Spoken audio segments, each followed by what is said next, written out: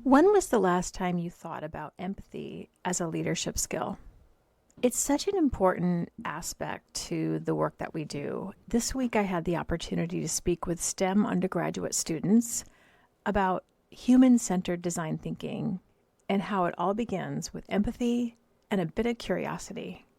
The topic we were talking about was leading innovation, yet it's not just suited for thinking about product design or product development. Human-centered design, starting with empathy and curiosity, can be used for process design, leadership opportunities, development discussions, and even to help us introverts as we network. Staying curious can be a superpower. So today we're going to talk a little bit more about how we can use empathy and curiosity as we build relationships and lead through a very complex world. Thank you for joining. I'm glad you're here. Welcome to The Rooted Leader. Hi, I'm Kathleen Wisemandle. I'm a scientist, leader for over 20 years, and now a leadership coach. I created the short leadership minisodes that meet busy leaders where they are, offering insight, reflection, and questions that support growth in the flow of your work. You can think of it as your own mini personal coaching session. Thank you for being here. The idea of human-centered design thinking started with David and Tom Kelly, brothers, who founded IDEO. IDEO is a human-centered design organization, and they refer to themselves as differentiated by understanding people better than anyone else, whether it's their customers or users or slices of a generation. And they believe in finding confidence in being creative and seeking the potential of the unknown. Find creative confidence in seeking the potential of the unknown. David Kelly went on to form the Stanford Design School, affectionately known as the D School. And they have a mission of using design to help students and professionals develop their creative capacity to leave the world a better place than they found it. That's pretty incredible. In their book, Creative Confidence, Tom and David Kelly wanted us to find the potential in thinking more creatively and how it can be a superpower for so many things, not limited to only product development. IDEO is not only famous for creating the exceptional Apple mouse back in the 1980s, but they continue to work with companies like Ford Motor Company, Sephora, and Moderna to help not only spark new ideas, but to continue to build a culture of curiosity.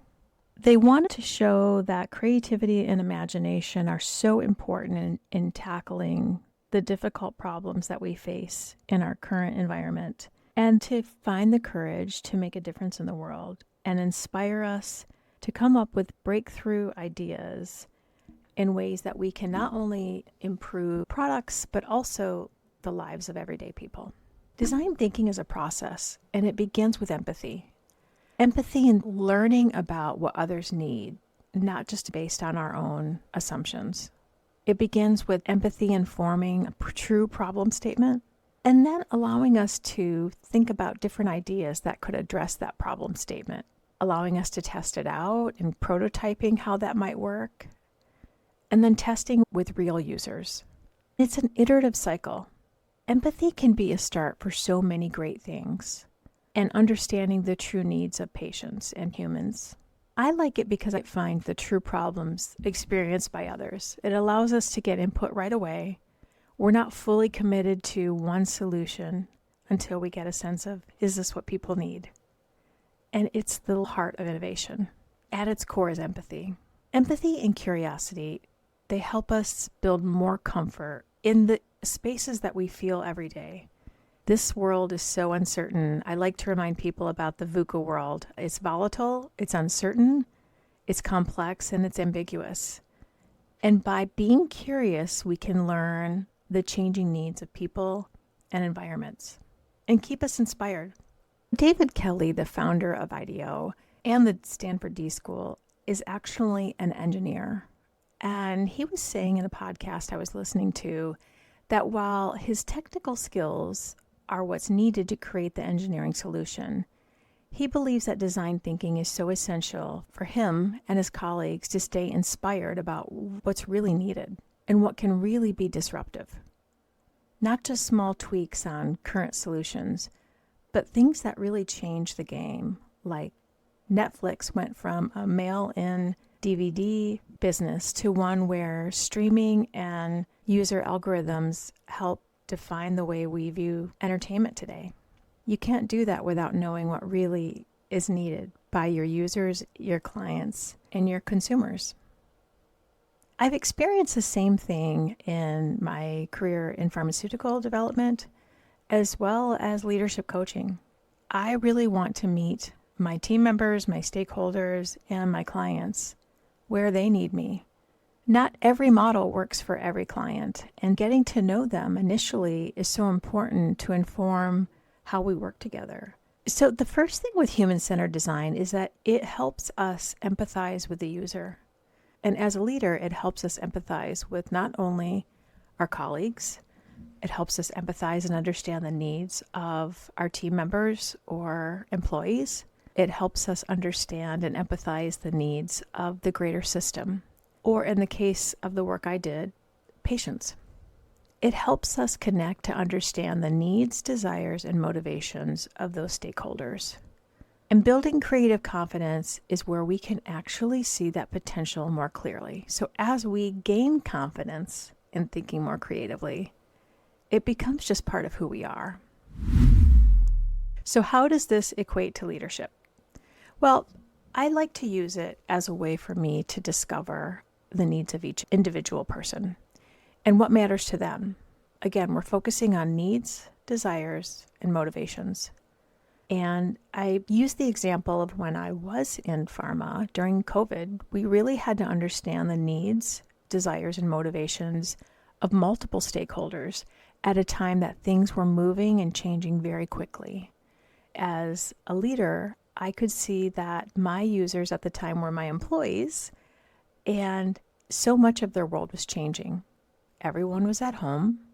Some had to homeschool their children. Others were concerned for parents or elderly health during the COVID. Some may have had immunosuppressive needs and had to be very careful themselves. And then there were the time issues. How do we do our work when we're not all on the same time schedule? It required me to consider what their needs were and what were the needs of the business. What were the motivations at that time for everyone? And how might we make information a little more visible even if we had people working at different times throughout the globe? And how might this inform what they needed to be successful? How I could be flexible for them in my leadership style and also in offering them options for being successful. At that time, it wasn't about everyone had to do the same thing. It was how did we move the needle, get the studies done, meet the needs of our employees so they weren't burning out, and also getting patients the medicine they needed. It keeps us curious, and honestly, it feels pretty good to know that you can understand someone, listen to them without judgment, and then take stock in what you're learning and see if there are themes and patterns across stakeholders, across colleagues, and across the systems that you're working in. It also helps us question our own assumptions, which can be really hard when we're working in very fast-paced environments. But it's important. If we come in thinking we know the answer, it's really going to break down our empathy. As I mentioned, the Kelly brothers call this creative confidence, building this muscle for being creative in the way of seeking what we don't know. One of my favorite researchers, Albert Bandura, called this self-efficacy. And in the spirit of our Season 1, Episode 1 on growth mindset, Carol Dweck focuses on our ability to have a flexible mindset. And that's really needed during these uncertain times. And all require courage. It's not easy to go into a situation asking questions. But if we really want to seek out more creative solutions, we need to have the belief that courage is necessary. Another source that I really love is the podcast Think Fast, Talk Smart. And it's from the Stanford Graduate School of Business. The Kelly brothers call it the B School for Business instead of the D School for Design. The episode Choose Connection Over Perfection is a really great episode. It has so many great things. But at the 13-minute mark, which I'll include in the show notes, they begin to talk about a seesaw metaphor for connection with others. And I thought it was brilliant. It starts out with being curious. As you meet someone, you begin with asking a question. And it's a question based on curiosity and wanting to know something that doesn't necessarily benefit me, but might benefit them or make them feel good. Maybe it's a coworker, not showing what you know, but just being curious to learn more about them. And then actively listening, engaging them. And that opportunity to feel seen and heard can be incredibly powerful. This can be also really useful if someone comes to you with a problem that you don't have an answer for. Start with curiosity. Ask them questions about why it's important for them, why it's important for others. Then they may ask you a question. Imagine that seesaw or teeter-totter, and it starts to create this connection between the two of you, and it goes back and forth. I just thought it was a really nice way for building relations, especially for those of us coming into situations where we need to show that we have knowledge and that we have credibility. It's also possible to show empathy and curiosity. So 3 takeaways for today. 1 is that empathy and curiosity are the keys to relationship building and leadership. And they're also important in understanding user needs for either processes, products, or services. 2, they allow us to see opportunities to address the needs, desires, and motivations of our employees, our team members, our colleagues, stakeholders, and it even works with family members. Even as parents, we don't always have to know the answer. Coming in with a question can really open up the conversation. And 3, design thinking is an iterative process. And so we have to consider multiple points of view, opportunities where we might gain information and change our perspective, and where we're asking more than we're telling. The next time you're in a meeting, determine if anyone is asking questions or if they're all just sharing points of view. Possibly offer a few questions up for the group to consider from a place of curiosity. And if you are a new leader, or a new manager, or a new employee, build comfort in sharing your voice by asking a few questions out of curiosity. Remember, curiosity is not knowledge sharing. Both can be present, but leading with curiosity can build trust. So now reflection. If you can pause between each question and write down your response, that's fantastic. Think of it as your own personal mini coaching session. I want you to reflect as it relates to your leadership style. When you're speaking with your colleagues or team members, how often do you start with a curious question? Are you in an environment where you have the opportunity to show a little vulnerability and curiosity? Or are you always trying to be in a prove mindset? How could you build in more questions during your next one-on-one meetings with stakeholders or team members in order to listen, learn, and engage with your colleagues? Maybe it's the same question you start with every time. That's okay. How might you benefit from knowing the needs and motivations of your colleagues or team members? How about the needs and motivations for your family members? Are you willing to try this with 2 to 3 people per week? Maybe your traditional meetings, you can build in a curious question at the beginning. And after you complete that meeting, I want you to reflect. How did that make you feel? Did you learn anything different? And how do you think that other person felt? And lastly, I'd like you to think of a leader who made you feel seen. How did they do that? How did they learn about what you were thinking and what was important to you? How did that person change how you might see leadership?